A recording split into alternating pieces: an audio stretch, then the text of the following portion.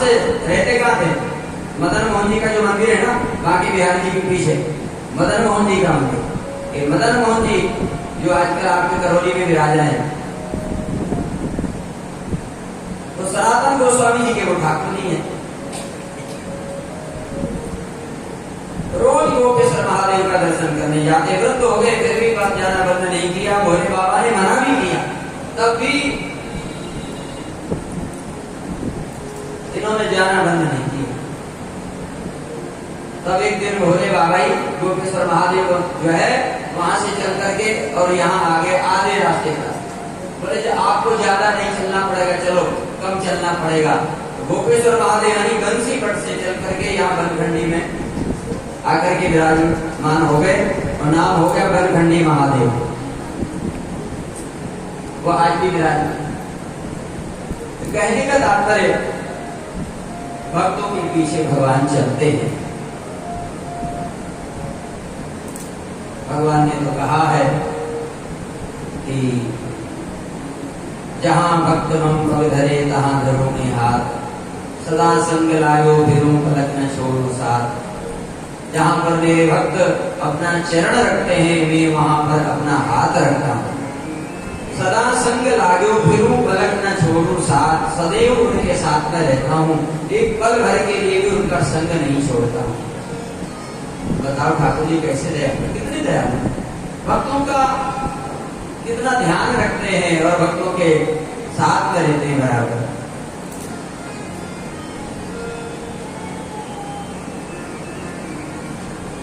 गांठ में बांधे नहीं मांगत में सब कुछ आए।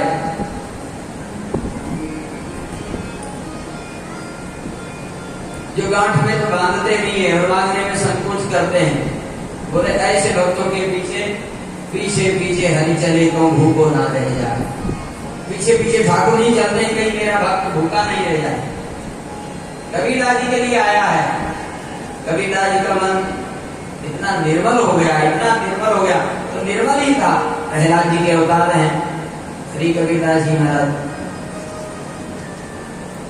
जैसी जैसी परीक्षाएं श्री प्रहलाद जी महाराज की हुई वैसी ही परीक्षाएं श्री कबीरदास जी महाराज की, बिल्कुल वैसी की वैसी। प्रहलाद जी को जल में डुबाया तो कबीरदास जी को भी जल में डुबाया, गंगा जी जंजीरों से बांध करके फेंक दिया। अग्नि में जलाया प्रहलाद जी को, कबीरदास जी को भी जलाया। क्योंकि तो प्रहलाद जी के अवतार ही श्री कबीरदास जी हैं, परम भक्त हैं। तो कबीरदास जी के लिए वर्णन आया है, कबीरा मन निर्मल हुआ जैसे गंगा नीर।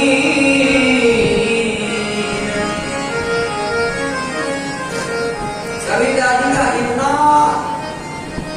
मन जो है इतना निर्मल हो गया, इतना निर्मल हो गया कि जैसे गंगा नीर, गंगा जल हमेशा निर्मल रहता है। तो कबीरा मन निर्मल हुआ जैसे गंगा नीर, पीछे पीछे हरि चले कहत कबीर कबीर। आगे आगे कबीरदास जी वो राम राम करते जा रहे हैं और पीछे पीछे राम जी चल रहे हैं, वो कह रहे कबीर कबीर कबीर। तो कबीरदास जी महाराज ने देखा, अरे मेरे पीछे ठाकुर जी आ रहे हैं और वो मेरा नाम ले रहे हैं, ये तो बिल्कुल अच्छा नहीं। तो कबीरदास जी ने अपनी मस्ती में राम जी से कहा कि कबीरा कबीरा क्या करें और जा जमुना के तीर, एक गोपी के प्रेम पर तो बह गए कोटि कबीर। एक गोपी के प्रेम पर तो बह गए कोटि कबीर।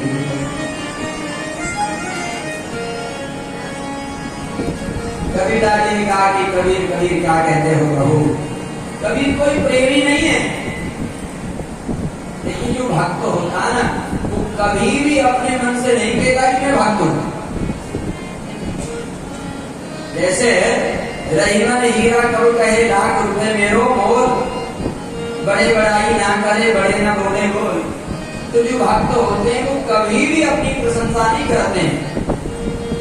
और यदि कोई सामने वाला, कोई दूसरा व्यक्ति यदि प्रशंसा करता भी है तो कहते हैं निज गुण श्रवण सुनत सकुचाई और पर गुण सुनत अधिक हर्षाई। ये स्वभाव होता है। यदि कोई प्रशंसा भी करता है तो उन्हें संकोच लगता है, राम राम हम ऐसे नहीं। लज्जा से उनका सिर, संकोच से उनका सिर नीचे झुक जाता है। और जो अपनी प्रशंसा सुनकर के खुश होता है तो फिर गड़बड़ी है। कबीरदास जी ने तो अपनी प्रतिष्ठा अपने हाथ से बिगाड़ लिया, उनके चरित्र में आता है। अब कथा भागवत की हो रहे हैं, कबीरदास जी कथा कहने लगते हैं तो गड़बड़ हो जाए। पर कबीरदास जी ने अपनी प्रतिष्ठा एक वेश्या को साथ में लेकर के और एक बोतल में गंगा जल भर लिया और उसमें ठाकुर जी का चंदन केसर मिला दिया तो वो गंगा जल हो गया पीला लाल, देखने में लगता कि मदिरा है, शराब है। एक वेश्या को एक दिन के लिए उन्होंने तैयार कर लिया कि केवल एक दिन के लिए तुम्हें काशी के बाजार में हमारे साथ में घूमना है कि जिससे मेरी प्रतिष्ठा समाप्त हो जाए, लोग मुझे भक्त ना माने। अब बताइए, और उन्होंने ऐसा किया। वेश्या को केवल एक दिन के लिए कुछ पैसा लेकर के तैयार कर दिया, वो तो वेश्या की तैयार हो गई। उसका क्या, उसी का मान सम्मान इज्जत। उसने कहा महाराज मेरा तो कुछ नहीं बेटा, लेकिन आपकी इज्जत बिगड़ जाएगी। बोले मैं तो यही चाहता हूँ कि काशी में कबीर का कोई नाम ना ले, कोई प्रतिष्ठा काशी में कबीर की ना रहे। और कबीरदास जी ने ऐसा किया। भरे बाजार में एक विषयी व्यक्ति का नाटक करते हुए वो बोतल में भरा हुआ गंगा जल देखने में लगता है कि ये शराब है। और कबीरदास जी उसको पीते हुए वेश्या के कंधे पे हाथ रख करके और भरे बाजार में एक चक्कर लगा दिया। लोग जो भी श्रद्धालु थे सब कहने अरे राम राम राम, अब तो बड़ा भगत समझते थे, ये तो भ्रष्ट है। लेकिन एक बात है, भगवान जिसको ऊपर उठाना चाहते हैं ना उसको कोई गिरा नहीं सकता। कबीरदास जी नहीं चाहते थे कि मेरी प्रतिष्ठा हो, लेकिन भगवान चाहते थे कि इनकी प्रतिष्ठा हो, लोग उनको जाने। महाराज काशी नरेश के दरबार में श्री कबीरदास जी महाराज ने वो बोतल में भरा हुआ गंगा जल, जिसको लोग शराब समझ रहे थे, उस गंगा जल को कबीरदास जी ने ऐसे गिराया। इसलिए तुम्हें इस सिंहासन पर बैठना पड़ेगा। भगवान की आज्ञा को स्वीकार किया प्रहलाद जी महाराज ने। आज जो दिन विराजमान हुए तो भगवान उसी सिंहासन में अंतर ध्यान भी हो गए, जिससे कोई भविष्य में ये नहीं सोचे कि प्रहलाद से विरोध कर लें। लोग समझ जाएंगे कि वो नरसिंह भगवान कहीं नहीं गए हैं, इसी सिंहासन में छिपे हैं। भैया जो खंबे से प्रकट हो सकता है वो सिंहासन से भी प्रकट हो सकता है। इसलिए प्रहलाद से विरोध नहीं किया जा सकता है। प्रहलाद जी को हमेशा के लिए भगवान ने निर्भय बना दिया। आगे श्री सुखदेव जी महाराज कहते हैं कि प्रहलाद जी को भगवान दत्तात्रेय का सत्संग मिला। भागवत जी के अष्टम स्कंद में गजेंद्र मोक्ष का वर्णन किया गया है। क्षीर सागर तो गजराज ने पूछा कि प्रभु ये आपने क्या किया? पहले आपने ग्राह का उद्धार किया, मेरा उद्धार बाद में।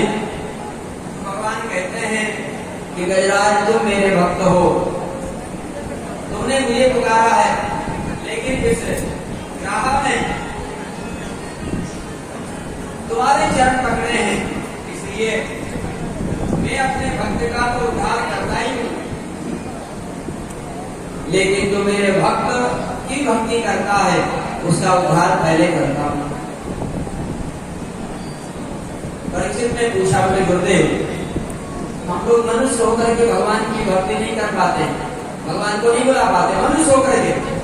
और ये गजराज पशु की योनि में रहकर भी और भगवान को बुला नहीं पाता।